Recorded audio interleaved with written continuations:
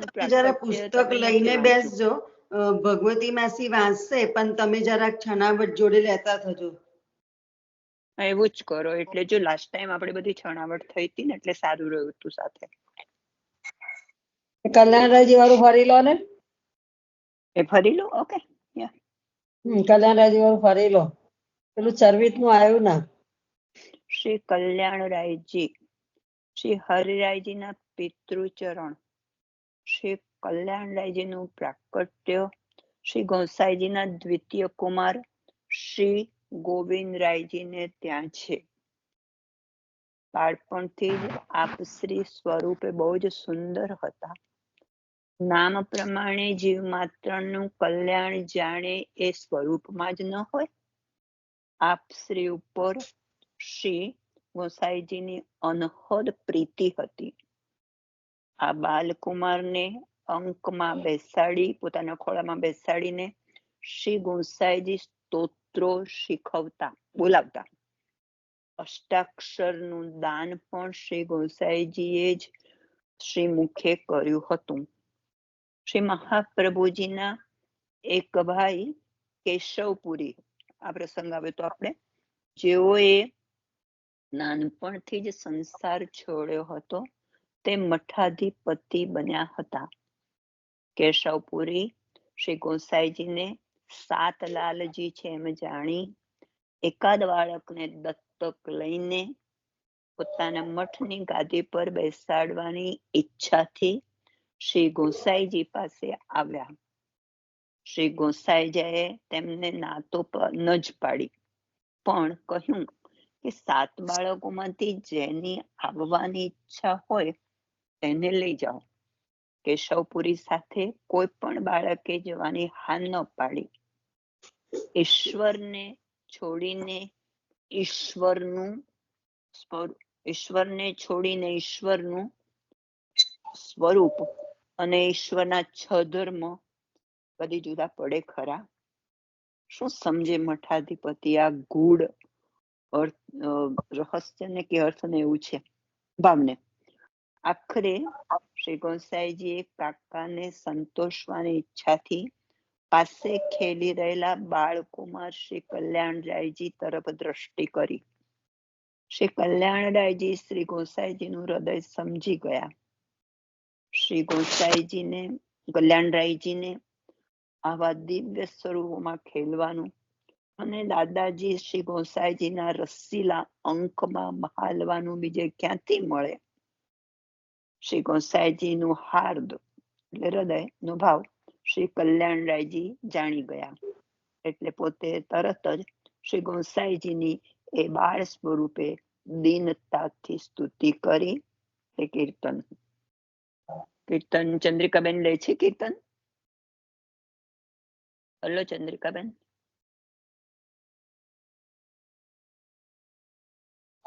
ચંદ્રિકાબેન કીર્તન લો છો? મારી પાસે પુસ્તક નથી. એવું છે. તે દિવસ ફોઈએ વાંચ્યું તું ખરું.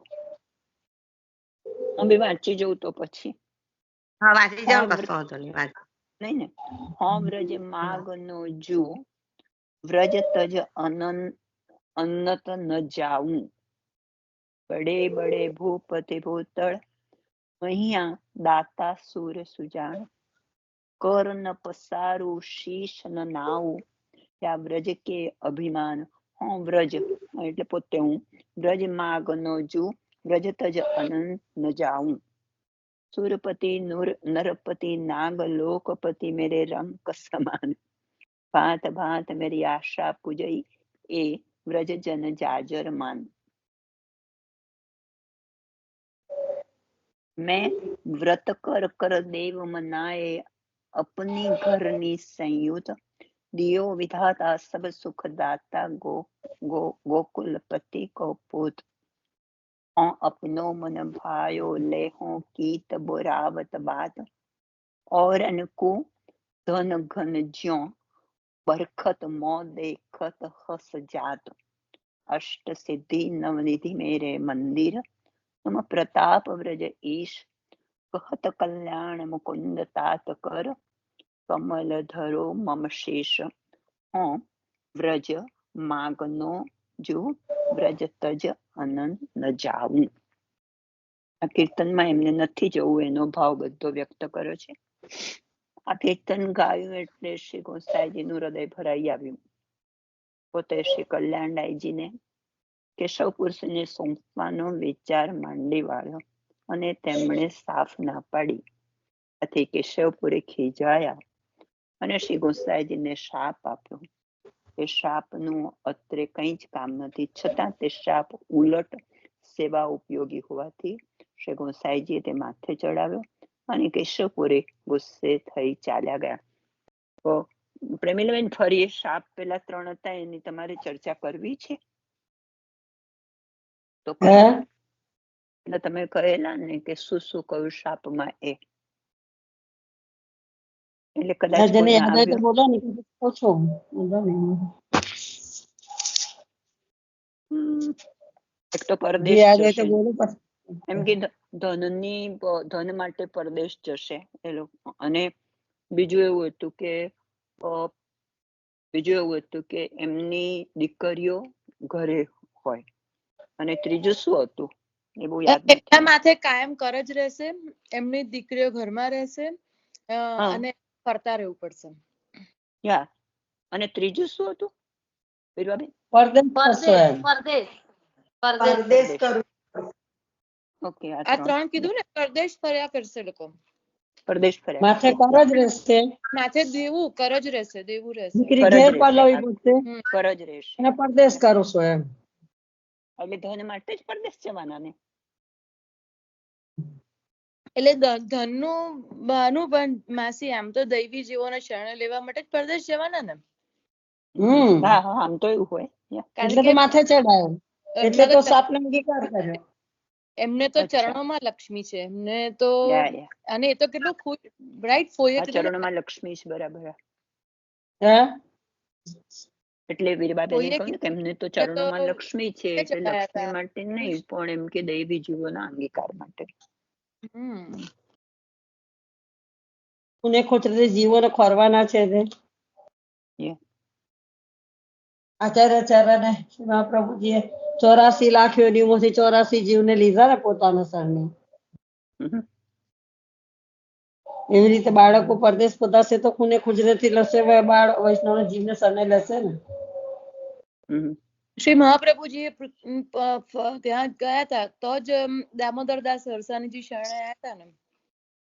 તો અમારે અહીંયા છે ને ગોપેશ બાવા પધાર્યા હતા હમણાં 3 દિવસ ઉત્સવ ઉપર. એમને બહુ સુંદર કીધું હતું કે એટલે કોઈકે પૂછ્યું હતું આચાર્યની ડેફિનેશન, તો એમને સમજાવ્યું હતું. અને પછી કીધું કે તમે પરદેશ જાઓ એટલે જે દૈવી જીવ હશે ને એ જ, કે શ્રી હરિરાય દામોદરદાસ હરસાણીજીના 4 ભાઈઓ હતા. તો એમાંથી દામોદરદાસજી જ અનન્ય સેવક થયા, એ જ શરણે આયા, એ જ સ્વરૂપ ઓળખી શક્યા. બાકીના 3 ભાઈઓ તો ડરીને ભાગી ગયા હતા. સિંહ સ્વરૂપ દેખાયું, આચાર્ય ચરણનું સિંહ સ્વરૂપ દેખાયું, અગ્નિ સ્વરૂપ એટલે ભાગી ગયા. એટલે અગ્નિ સ્વરૂપ જ્યારે અગ્નિ સ્વરૂપમાં કોઈ દામોદરદાસજીને પકડવા માટે પાછળ દોડ્યા ને એ ભાઈઓ, ત્યારે એમને દામોદરદાસજીમાં અગ્નિ સ્વરૂપના દર્શન થયા. એટલે એ જ કે દામલાજીમાં અગ્નિ સ્વરૂપના થયા, પણ આપણે સિંહ સ્વરૂપના દર્શન થયા એમને. વલ્લભમાં અગ્નિ સ્વરૂપના દર્શન થયા, રાઈટ? વલ્લભમાં અગ્નિ સ્વરૂપ થાય છે. હા, ને દામોદરદાસજીમાં માસી કે છે એ મને નથી યાદ. હા, દામોદરદાસજીમાં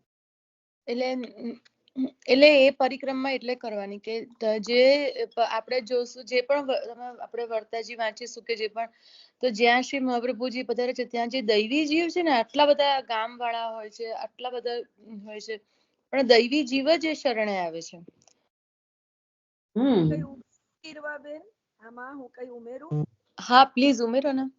સંભળાય છે બધાને અવાજ? હા, થોડુંક મોટું બોલશો તો વધારે ક્લિયર આવશે. અવાજ નથી આવતો. કોણ બોલે છે? બહુ અવાજ નથી પકડાતો. વૈભવીબેન છે, એમને ફોનની વિચાર થોડુંક એટલે તો ધીમું. હું ટ્રાય કરું છું, પ્રયત્ન કરું છું જરાક મોટેથી, એકદમ મોટા અવાજથી. હા, એટલે જો હવે સંભળાય છે એમ તો. વૈભવીબેન આ પરફેક્ટ અવાજ. વૈભવીબેન, તમે બોલો ને ત્યારે બીજા બધા મ્યુટ થઈ જાય એટલે પછી અવાજ ક્લિયર આવે. ઓકે, ભલે આપ સર્વેને વિનંતી, આપ બધા મ્યુટ થઈ જશો પ્લીઝ. હું આ બીરબાબેન જે બોલ્યા ને એમાં થોડું આચાર્ય ચરણનું ઉમેરું છું. હા, વૈષ્ણવોની કહાનીથી જ ઉમેરું છું. જો આપણે જ્યારે આચાર્ય ચરણનું સ્વરૂપ જાણીએ, આચાર્ય ચરણનું સ્વરૂપમાં આચાર્ય ચરણની કેવી રીતના આચાર્ય ચરણનો જન્મ થયો એને આપણે યાદ કરીએ કે જે આચાર્ય ચરણનું સ્વરૂપ છે એ શું છે કે પૂભાવ પ્રાગટ્ય જે છે એ પ્રાગટ્ય કેવી રીતના છે તો આચાર્ય ચરણ ઠાકોરજી જ્યારે આપણે વાર્તા પ્રસંગ આખો વાર્તા યાદ કરીએ તે સ્વામિનીજી રિસાયા, જ્યારે આપણે બધું સ્વામિનીજીનો એ પ્રસંગ યાદ કરીએ કે યમુનાજીને બધાની સાથે ઠાકોરજી રાસ કરતા હતા તો સ્વામિનીજીએ માન કર્યું અને સ્વામિનીજીએ માન કર્યું, સ્વામિનીજી રિસાઈ ગયા. પછી ઠાકોરજી મનાવે છે, માનતા નથી, બધા જ મનાવે છે પણ માનતા નથી. એટલે ઠાકોરજીએ શું કર્યું, ઠાકોરજી માંથી પણ પછી છેલ્લે ઠાકોરજી પણ રિસાઈ ગયા કે માલાજી જે ગળામાં પહેરી હતી, યમુનાજીએ જે માલાજી પહેરાવી હતી એ માલાજી જોઈને અહીંયા તો રાસ રમાય છે, આપણે પ્રસંગ યાદ કરીએ. હાલો જમનાજીએ માળાજી નથી ધરી, બધા વ્રજ ભક્તો હતા ને જોડે, એ માળા સ્વરૂપ થઈને પ્રભુના કંઠમાં બિરાજ્યા. હા, પ્રભુના કંઠમાં નાના સ્વરૂપ થઈ. એટલે હું ફરીથી આખો જ પ્રસંગ જ એટલે જ હું બોલી માસી, મને ખબર પડી કે મારાથી અહીંયા એટલે મેં કીધું આખો પ્રસંગ. બધા સ્વરૂપો જે બીજા બધા વ્રજ ભક્તો હતા ને માળાકાર થઈ ગયા ને કંસરીજીના કંઠમાં બિરાજ્યા. જમનાજી પ્રવાહ સ્વરૂપ થઈ ગયા. હા, એટલે આગળ એવું હતું કે પછી સ્વામિનીજી એમાં રિસાઈ જાય છે, સ્વામિનીજીને રાસનો અવાજ સંભળાય છે તો સ્વામિનીજી કે છે અહીંયા તો રાસ રમતા હતા. પછી ઠાકોરજી કે છે કે ના ના અહીંયા તો કશું જ નથી. સ્વામિની કે મને સંભળાયું છે, એટલે એમ કરતા સ્વામિનીજી રિસાઈ જાય છે. પછી સ્વામિનીજી અને ઠાકોરજી, તો સ્વામિનીજી માંથી એટલે ઠાકોરજી પણ પછી માલાજી તોડીને ફેંકી દે છે. એ માલાજીના પુષ્પ બધા ભૂતલ પર પડે છે. એ ભૂતલ પર પડેલા પુષ્પ કોણ છે તો બ્રજ ભક્તો છે. હવે મહાપ્રભુજીનું પ્રાગટ્ય, હવે ઠાકોરજી પણ રિસાઈ જાય છે, સ્વામિનીજી પણ રિસાઈ જાય છે, માન માને છે. માન કેવી રીતના તો ઠાકોરજી માંથી પુભાવ સ્વરૂપે શ્રી આચાર્ય ચરણ અને સ્ત્રી ભાવ સ્વરૂપે સ્વામિનીજી માંથી આ બંનેનું મિલન થાય અને જે પ્રાગટ્ય થયું એ શ્રી આચાર્ય ચરણ. ઠાકોરજી માંથી પુભાવ, સ્વામિનીજી માંથી સ્ત્રી ભાવ બે ભેગા થયા, એ જ્યારે જે પ્રાગટ્ય થયું એ શ્રી આચાર્ય ચરણ. હા, જે માલાજીના જે પુષ્પ, એના માટે પેલો શ્લોક એટલે જ બોલવાનો, સૌંદર્ય રદગતમ પ્રકટિતમ શ્રી ગૂઢભાવાત્મકમ. બોલી લઉં પછી આપ શ્લોક પછી લેશો, કારણ કે પછી શું થાય કે તમે લો વૈભવીબેન, તમે લો, આ તમે યાદ કરાવ્યું. હા હા હા, પણ આ શ્લોક આપ છેલ્લે લેજો માસી, કારણ કે આ શ્લોકનો જ ભાવ છે, આચાર્ય ચરણના સ્વરૂપનો જ ભાવ છે. એટલે પછી શું થાય કે આ ભૂતલ પર જે પુષ્પ બિરાજ્યા, બીરવાબેન જે બોલતા હતા કે બ્રજભક્તોનો અંગીકાર, તો આચાર્ય ચરણ આ ભૂતલ પરના જે પુષ્પો બિરાજ્યા એ બધા દૈવી જીવ સ્વરૂપે અહીંયા જન્મ્યા અને એ દૈવી જીવને શરણે શ્રી આચાર્ય ચરણ લે છે.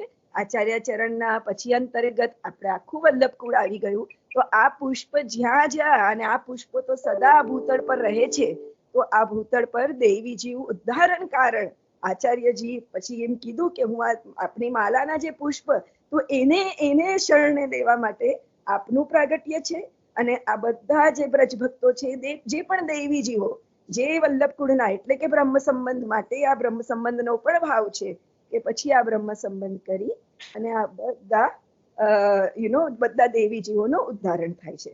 આ એક નાનો બીરવાબેન આપ જે બોલતા હતા એમાં મને જે સ્ફુર્યું, જે યાદ આવ્યું, વૈષ્ણવોની કહાનીથી આ સ્ફુર્યું છે, વૈષ્ણવોના થકી આ સ્ફુર્યું છે, તો એ હું આપણને અહીંયા આપણા સત્સંગમાં પધરાવી.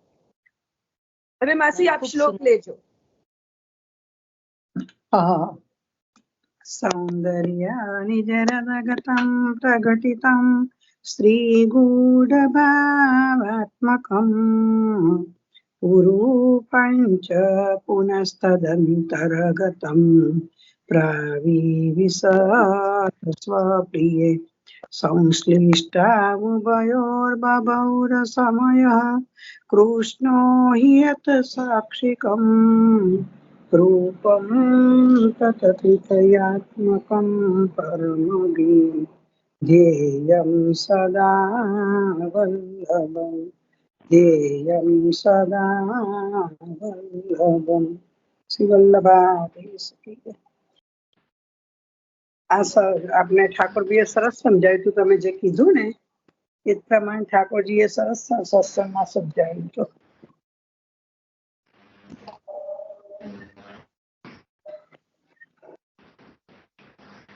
હવે આગળ શ્રી હરિરાયજીનું પ્રાકટ્ય. શ્રી હરિરાયજીનું પ્રાકટ્ય. શ્રી કલ્યાણરાયજી એક સમર્થ અને વિદ્વાન ગોસ્વામી બાલક હતા. આપશ્રીએ ઘણા ગ્રંથો લખ્યા છે. આપશ્રીના શિર પર બિરાજમાન સ્વરૂપ શ્રી વિઠ્ઠલનાથજીની સેવા બહુ સ્નેહપૂર્વક આપશ્રી કરતા. આપશ્રીને લાલજી નહીં હોવાથી પોતાની પછી શ્રી વિઠ્ઠલનાથજીને લાડ કોણ લડાવશે તે બાબતની બહુ ફિકર આપને રહેતી. પણ ભક્તને ચિંતા પ્રભુ કેમ સહન કરે? એક દિવસ આવા જ વિચારમાં શ્રી કલ્યાણરાયજી ગમગીને બિરાજ્યા હતા. તેવામાં શ્રી ગોકુલનાથજી ત્યાં પધાર્યા. શ્રી ગોકુલેશની શ્રી કલ્યાણરાયજી પર અનહદ પ્રીતિ હતી. શ્રી ગુણસાઈજીએ નિત્ય લીલા પ્રવેશ વખતે શ્રી ગોકુલનાથજીને સપ્તમલાલજી, શ્રી ઘનશ્યામલાલજીની અને આ શ્રી કલ્યાણરાયજીની ખાસ સુપ્રત કરી હતી. શ્રી કલ્યાણરાયજીની શ્રી ગોકુલેશ હંમેશ જાતે સંભાળ લેતા. પોતાની